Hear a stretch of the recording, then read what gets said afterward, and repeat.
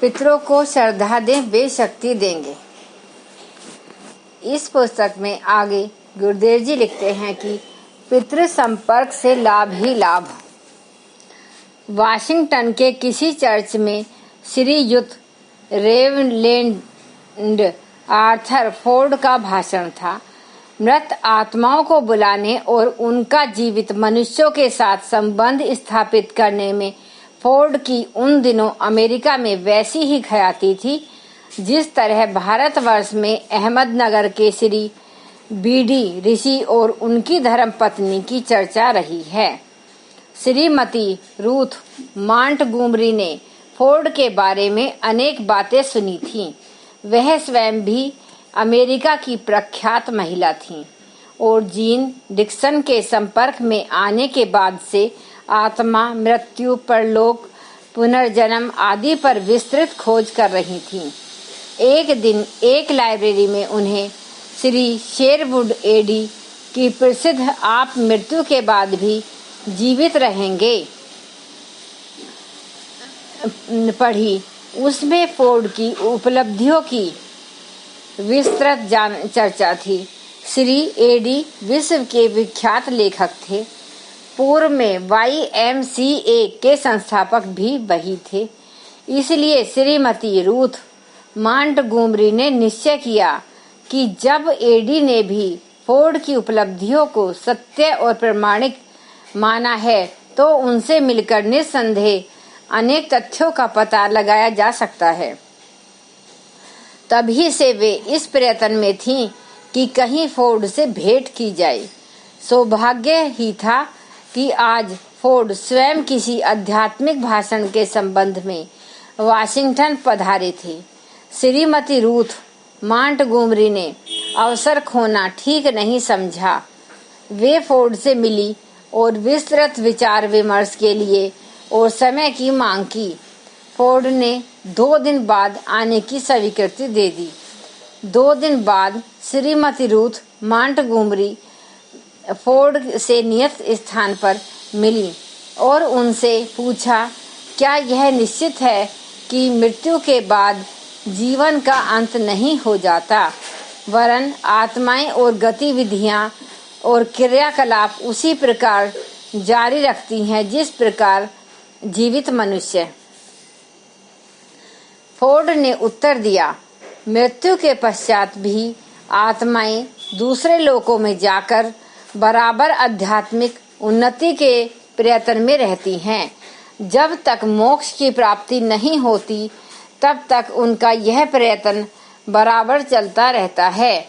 आध्यात्मिक उन्नति के लिए यह आत्माएं दूसरे लोगों, विशेषकर अपने प्रियजनों को भी संदेश पहुंचाना चाहती हैं, पर उन सूक्ष्म संकेतों को सब लोग नहीं पकड़ पाते, इसलिए उनके संदेश निरर्थक जाते रहते हैं।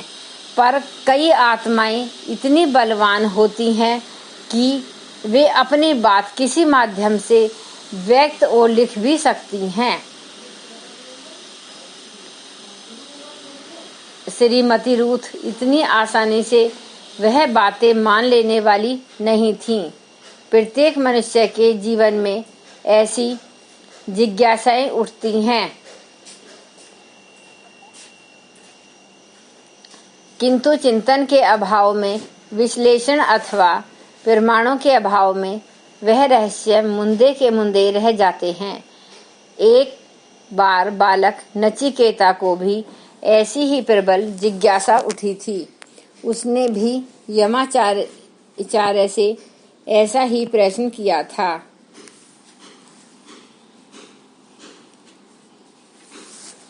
जब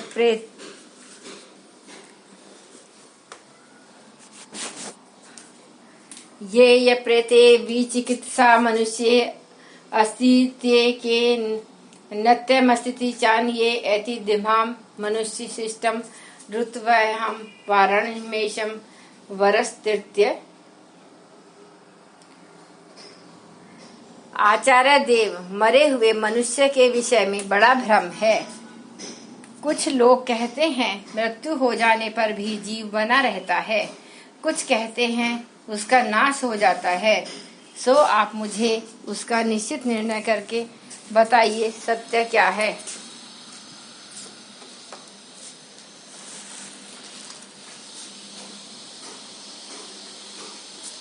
धर्माचार्य ने नचिकेता को तब योगाभ्यास कराया और उसके द्वारा उसने यह जाना कि जीव किस प्रकार मृत्यु के उपरांत यमलोक, प्रेतलोक, वृक्ष, वनस्पति आदि योनियों, भूलोक आदि में जाता है और वहाँ की परिस्थितियों का वर्तमान की तरह उपयोग करता है। अपनी बात फोर्ड ने समाप्त की तो श्रीमती रूथ मॉन्टगोमरी ने उनसे पूछा, क्या आप ऐसी किसी आत्मा को बुलाकर मुझसे परिचय करा सकते हैं जिसे मैं पहले से जानती हूँ, जिससे मैं सत्य और असत्य का पता लगा सकूं। फोर्ड एक सोफे पर आराम से बैठ गई। दोनों आंखें एक काले रुमाल से बांध लीं। रूथ ने पूछा, क्या बत्ती बुझा देनी चाहिए? पर फोर्ड ने कहा, उसकी कोई आवश्यकता नहीं। थोड़ी देर बाद एक आवाज आने लगी। यह आवाज यद्यपि फोर्ड के मुख से आ रही थी, पर उनकी आवाज से बिल्कुल भिन्न। उसने बताया, यह लो श्रीमती रूथ, तुम्हारे चाचा तुमसे भेंट करना चाहते हैं। इनका नाम फ्रेड बेनेट है। वह बहुत समय पहले अफ्रीका में पादरी थे। श्रीमती रूथ तुरंत बोली, नहीं नहीं, यह गलत है। मेरे इस नाम के कोई चाचा नहीं थे, न ही इस नाम के किसी व्यक्ति को जानती हूँ। इसके बाद माध्यम फोर्ड यानी ने फिर बोलना आरंभ किया, वह भी तुम्हें नहीं जानते, पर उनका कहना है कि तुम्हारे पति उन्हें खूब अच्छी तरह जानते हैं। तुम्हारे पति का नाम बॉब है। तुम उनसे घर जाकर पूछना। और हाँ, अब लो, यह तुम्हारे पिताजी उपस्थित हैं। वे अपना नाम ट्रा बता रहे हैं। श्रीमती रूथ यह सुनते ही चौंकी। वस्तुतः उनके पिता का यही नाम था। माध्यम ने आगे बोला आरंभ किया, श्रीमती रूथ, आपके पिता आपको और आपकी माताजी को प्यार कहते हैं। वे बताते हैं कि जब उनकी मृत्यु हुई थी तब तुम उनके पास नहीं थीं। वे काफी बीमार थे और उनकी एकाएक मृत्यु हो गई थी। मरकर थोड़ी देर में उन्हें अपने रोग का भी पता नहीं रहा। वे स्वस्थ अनुभव कर रहे हैं। वे कह रहे हैं, यहाँ किसी प्रकार की बीमारी नहीं है। मनुष्य हमेशा एक सी अवस्था में रहता है। न वह बूढ़ा होता है, न बालक और न युवक। और हाँ, देखो, तुम्हारी माताजी यहाँ नहीं हैं। वे तुमसे काफी दूर हैं। अभी कुछ दिन तक आएंगी भी नहीं। उन्हें मैं देख रहा हूँ। उनकी टांग में कई दिन से दर्द हो रहा है। उक्त दोनों व्यक्तियों के अतिरिक्त कई और जानी अनजानी आत्माओं का परिचय श्रीमती रूथ से कराया। अपनी पुस्तक सत्य की खोज में, इन सर्च ऑफ ट्रुथ में वे स्वयं लिखती हैं कि कई पहचानी हुई आत्माओं की बातें इतनी सत्य थी कि मैं आश्चर्यचकित रह गई। मेरे पिताजी ने जो जो बातें बताई सब सच थीं। सचमुच ही जब वे बीमार थे तब मैं अखबार के काम से इजिप्ट गई थी। मुझे इजिप्ट में ही तार द्वारा उनके निधन की सूचना दी गई थी। जब मैं लौटकर आई तब 2-3 दिन बीत चुके थे। पिताजी किसी बीमारी से ही मरे थे, यह भी मुझे अच्छी तरह मालूम है। सायंकाल मैंने एकाएक माताजी को टेलीफोन किया तो उन्होंने बताया कि सचमुच उनके एक पैर में कई दिन से बुरी तरह से कष्ट है और उन्हें लौटने में काफी समय लगेगा। इस प्रकार बॉब ने मुझे बताया कि मेरी मौसी फ्रेंड बेनेट नाम के एक पादरी को ब्याही थी। वे कांगो में ही रहते थे। इन दोनों घटनाओं में श्रीमती रूथ ने जहां वर्तमान के सत्यों को स्वीकार किया, वहां यह भी लिखा है कि यदि मृत आत्माओं द्वारा बताई हुई भूत व वर्तमान की बातें सच होती हैं, तो वे मृत्यु के अनंतर अपने अस्तित्व के बारे में भी जो कुछ कहते हैं उसे सत्य मानने से इनकार करना दुराग्रह ही होगा। उसे न मानकर मानव समाज अपना अहित ही करता है, क्योंकि उससे एक अत्यंत आवश्यक और उपयोगी वास्तविकता का पर्दा पड़ जाता है।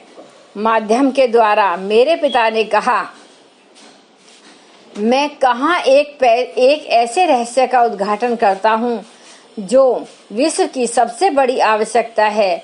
वह यह है कि हम एक ऐसे संसार में रह रहे हैं जिसमें स्थूल की तरह सब कुछ दृश्य है, सब कुछ अनुभव गम्य है, जहाँ बराबर उन्नति होती रहती है।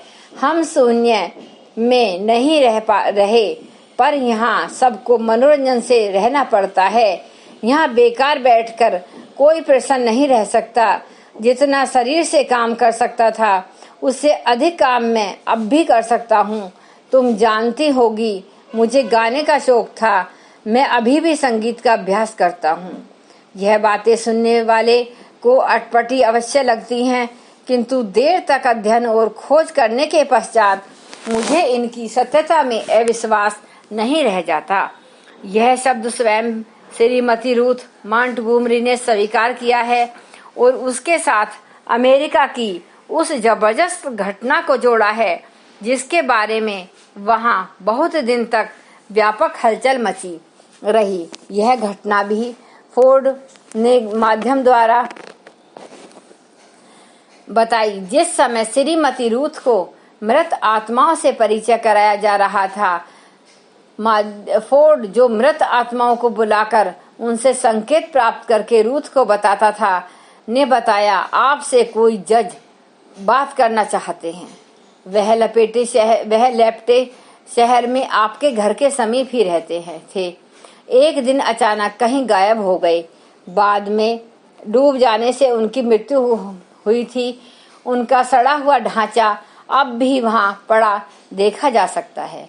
श्रीमती रूथ ने वहां तो यही कहा कि मुझे ऐसे किसी पड़ोसी का पता नहीं है, किंतु घर आकर उन्होंने लेफ्टे कुरियर जनरल के संपादक से टेलीफोन पर पूछा तो उसने बताया, हाँ, आपके मकान के पास पार्किंसन नामक एक सज्जन अवश्य रहते थे। वे यूनाइटेड कोर्ट ऑफ अपील्स में जज थे। वे एक बार एकाएक गायब हो गए। 7 राज्यों के सम्मिलित प्रयत्नों के बाद भी उनका कहीं पता न चला। लेक शोर होटल के समीप मिशिगन झील के किनारे उनका एक हैट और छाता अवश्य मिला था, पर उनके डूबकर मर जाने का कोई प्रमाण न मिलने के कारण उनके स्थान पर कोई परमानेंट जज की नियुक्ति नहीं की गई थी। उनका वेतन उनके बैंक खाते में जमा किया जाता रहा है। सबसे आश्चर्यजनक बात यह थी कि थोड़े दिन बाद ही उनका सड़ा हुआ ढांचा पानी में तैरता हुआ पाया गया।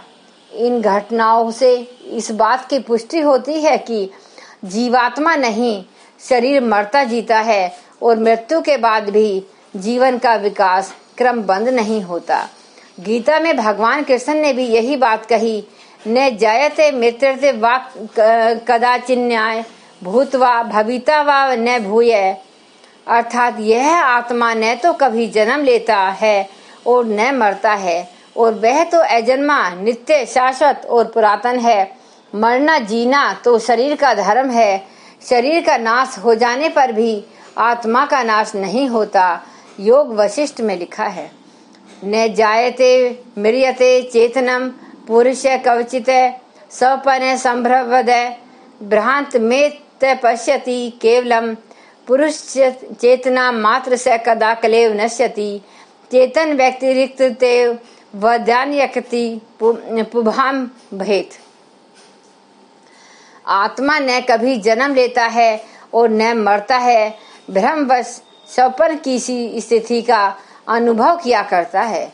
पुरुष तो चेतन मात्र है, नष्ट नहीं होता। लाखों शरीरों का नाश हो जाने पर भी चेतन आत्मा अक्षय स्थित रहता है। व्यक्ति के सत्संस्कार संपन्न होने पर यही अक्षय आत्मा उसकी मरणोपरांत अवधि में पितृ रूप में क्रियाशील रहती है अथवा तथा अपनी आत्मोन्नति के लिए प्रयासरत रहने के साथ ही इस पृथ्वी के प्रति रागात्मक संप्रति रखने के कारण यहाँ भी सज्जनों या सत्पात्रों की आत्मोन्नति में मदद करने को सदैव प्रस्तुत रहता है। उन पितरों से संपर्क करने पर व्यक्ति को लाभ ही लाभ होता है, हानि कुछ नहीं होती। योग द्वारा सूक्ष्म शरीर के अदृश्य ज्ञान को स्थूल रूप में लाने की विद्या किसी समय भारतवर्ष में बहुत अधिक प्रचलित थी। लोग पितरों से जीवित मनुष्यों की तरह संबंध स्थापित कर लेते थे। अब भी उस विद्या के जानकर छुटपुट योगी हैं अवश्य, पर उनका दृष्टिकोण भी नितांत स्वार्थपूर्ण और व्यावसायिक है। संसार के कल्याण अथवा एक नए विज्ञान की खोज का भाव उसमें नहीं पाया जाता। यह विद्या धीरे धीरे पश्चिम को जा रही है। पिछले 100 वर्षों में वहाँ इस संबंध में विस्तृत खोजें हुई हैं।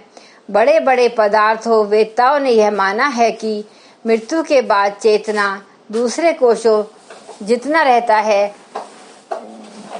प्रोफेसर क्रुक्स बर्टन और सर ओलिवर लाज ने इन विषयों पर बहुत अधिक लिखा है।